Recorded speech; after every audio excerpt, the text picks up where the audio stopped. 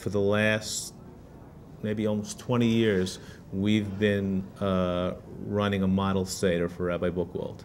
And he first asked us to do it because he admitted that, in fact, he had never run a Seder in his whole life.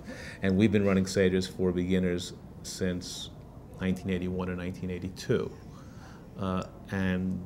When we first began running Seders, there were no transliterations. What we would do the night before the Seders, one of us would read the Haggadah out loud, the other one would try to write it down in an English translation, and the other one would read it back. And then we would pass it out at our Seder for all the people who couldn't read Hebrew but wanted to sing the songs at the Seder table. So from our perspective, National Jewish Outreach is the program that stole all of our great ideas.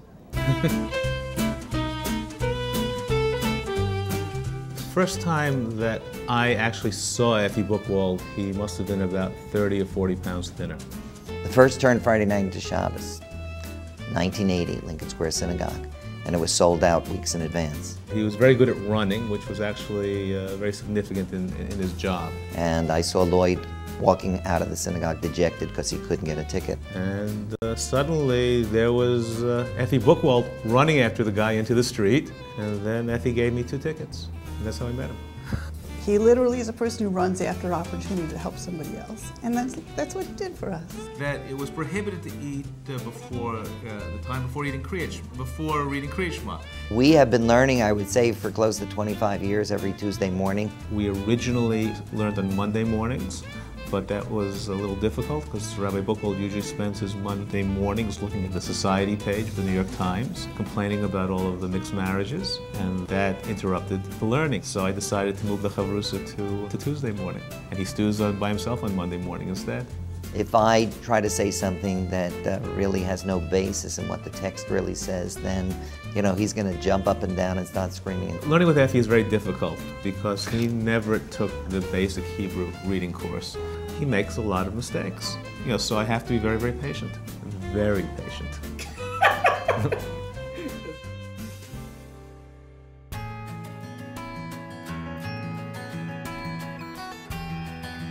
I do remember, when I was very little, my grandfather telling me there had to be a lot of people at the Seder. It's a very special night, and it's very important people can go to experience what Passover is.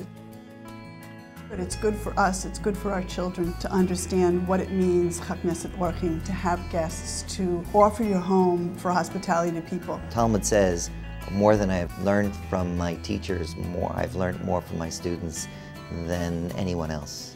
I think that most people at some point in their lives realize that they didn't create themselves. In order to understand where their lives are going, they have to understand a lot about the forces that created them. And what Effie helps people do is help them understand where they're coming from.